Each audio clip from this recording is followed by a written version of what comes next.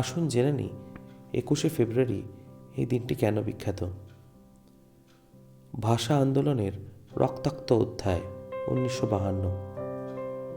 21শে ফেব্রুয়ারি 1952 সালে বাংলাকে রাষ্ট্রভাষার দাবিতে আন্দোলনের সময় ছাত্রদের উপর গুলি চালানো হয়।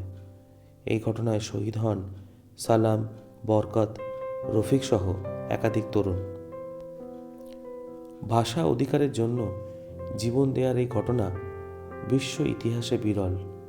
এটি পরবর্তীতে বাংলাদেশের স্বাধীনতা আন্দোলনের ভিত্তি গড়ে দেয়। আন্তর্জাতিক মাতৃভাষা দিবসের স্বীকৃতি 1999 সালে ইউনেস্কো 21শে ফেব্রুয়ারিকে আন্তর্জাতিক মাতৃভাষা দিবস হিসেবে ঘোষণা করে। এর উদ্দেশ্য ছিল ভাষাগত বৈচিত্র্য ও মাতৃভাষার মর্যাদা রক্ষা।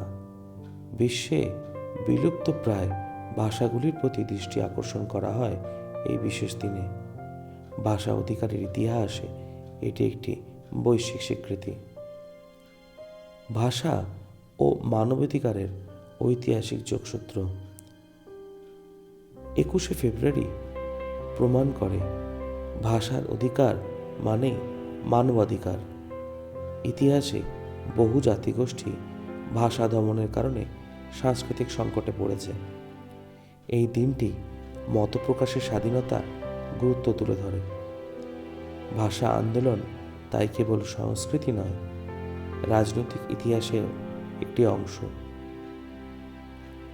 ভারতীয় প্রেক্ষাপটে ভাষার ভূমিকা।